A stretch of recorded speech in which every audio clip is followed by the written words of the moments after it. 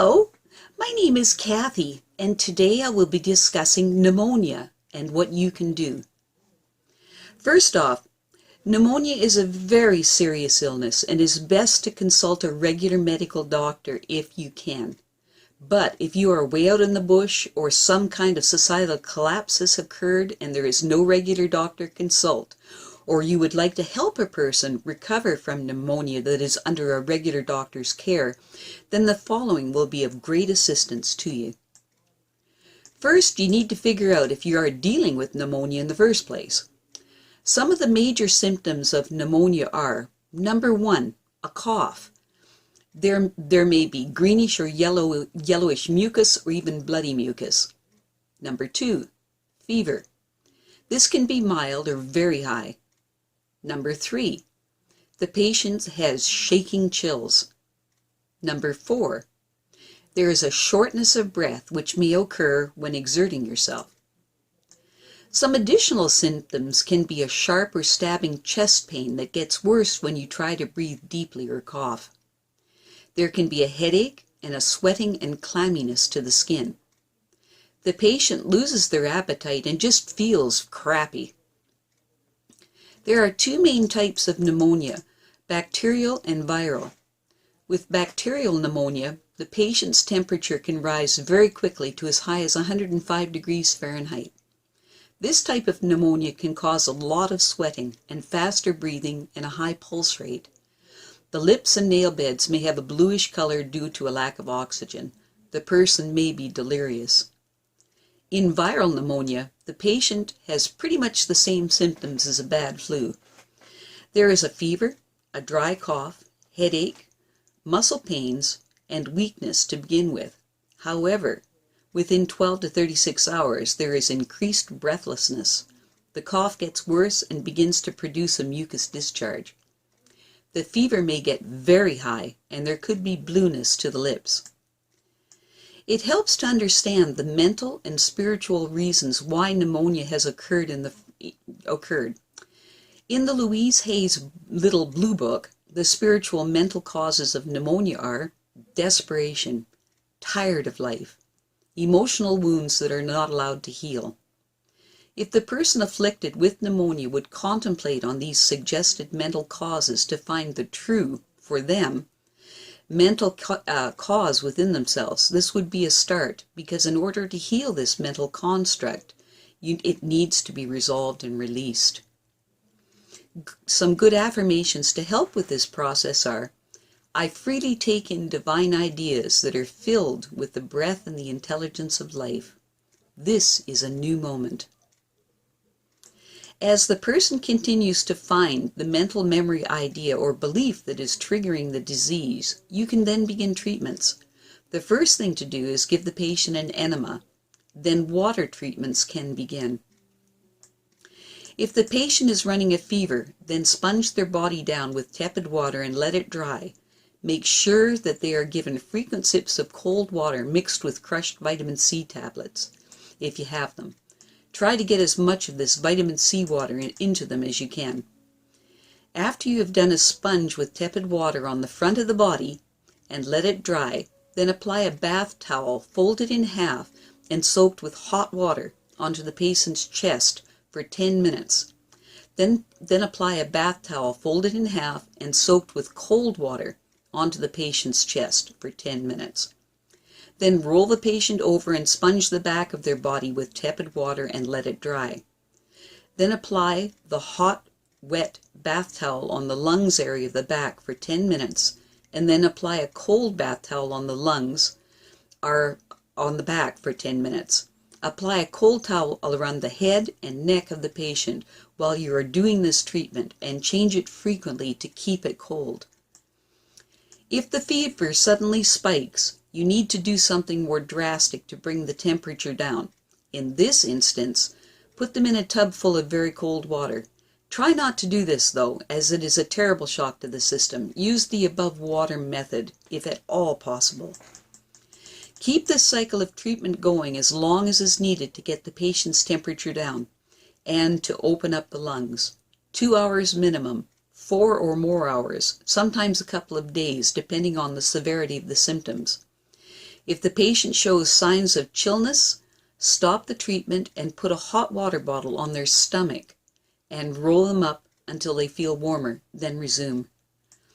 After the critical stage is passed, then feeding the patient a liquid diet for the first 4 days with plenty of fruit juices, supplemented with 1,000 milligrams of vitamin C every 4 hours, along with the regular vitamin mineral supplements as outlined in my videos on vitamins and minerals. After 4 days, a bland diet can be introduced, taking care not to overtax the digestive system. Make sure the patient gets lots of fresh air, and preferably get them to spend several hours a day out in the sunshine wrapped in a blanket to keep them warm. Some herbs to use in herbal teas are marshmallow, vervain, sage, black cohosh, willow, coltsfoot, comfrey, elecampane, wild cherry bark, spikenard, horehound, echinacea, ginger, astralagus herbs. You take 1 teaspoon of assorted herbs and put into a cup of boiling water and steep for 5 minutes. The patient drinks this hot. You can make a larger quantity of the tea and just heat it up as needed. The patient should be drinking 4 cups of this tea a day. Use as many of the above herbs as you can for this tea, but it's not necessary to have every single one of the herbs. Homeopathic remedies work well for pneumonia. The trick is to find the right remedy for you. If you do not get the right remedy for you, then nothing happens. To get a cure, you need to experiment until you get the right one. Or you can take 4 of the following cures at a time, no more than 4 though, to see if they are working for you or not. If it is the right cure for you, then the healing is very quick. Trial and error is the way to go here. The first homeopathic cure to try is aconite. This is the remedy to go for in the first stages of pneumonia because it's great for lung congestions. Don't use aconite unless you have a high fever that is preceded by a chill. The skin is hot and dry, without moisture, and there is a hard, dry, painful cough, with or without mucus. If there is a discharge from the lungs, it's watery and frothy. It may be bloody tinged, but it's not thick. If the mucus discharge is thick, aconite is not the remedy of choice. The next homeopathic remedy to try is ferrum phosphorus. This is also a first stage pneumonia cure. If there is any mucus, it is thin, watery, and possibly blood-streaked. This is a good remedy for intense congestions of the lungs. There is a high fever with hard breathing. The next remedy to try is iodine. This is a cure for the first and second stages of pneumonia. The indicators for this remedy are high fever and restlessness, coughing, and great difficulty breathing. The mucus is blood-streaked. The next remedy is veratrium or verat. This remedy is indicated if there is a violent congestion around the chest before pneumonia symptoms develop. Nausea and vomiting are present, as is a high fever with a hard, rapid pulse, and the tongue has a red streak down the center. There is also an ugly delirium, a deeply flushed face, and headache. You must be careful not to encourage cardiac depression with this remedy, though. The next remedy is Bryonia. The indicators for this remedy are if the fever continues, but the skin is not as hot and the patient not quite as restless. The cough is a bit looser and more moist, but there's now sharp pains in the lung area. There may be redness of the cheeks and a slight delirium and apathy. The tongue is dry and the patient wants to be quiet. The patient hates to cough and tries anything not to because it hurts so much to do so. The next remedy is Kali muraticum, or Kali M.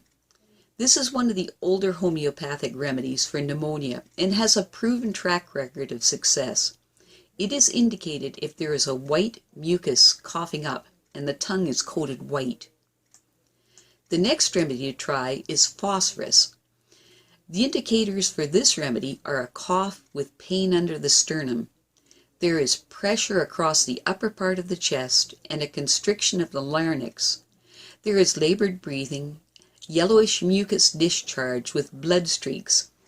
It is the prime remedy for the third stage of pneumonia, where the fever is lower.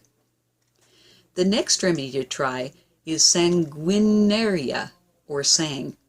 This is indicated if there is fever with burning and fullness in the upper chest, a dry cough, sharp sticking pains more on the right side.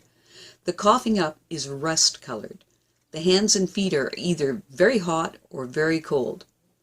The heart is weak and irregular.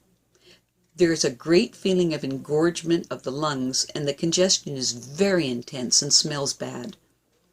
The next remedy is Cheladonia. This is indicated if there are stitching pains under the right scapula, with a loose rattling cough and difficulty coughing up mucus.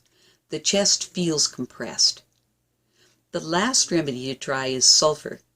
This is useful at every stage of pneumonia. It will prevent the onset of pneumonia if used at the very beginning of pneumonia's onset. It will prevent the yellowing of the mucus. The patient exhibits a dry tongue and slow speech. There is weakness and faintness as well. Well, that's it for now. To stay up to date with my latest videos, make sure to subscribe to this free YouTube channel by clicking the red subscription button right below this video. Take care and stay naturally healthy.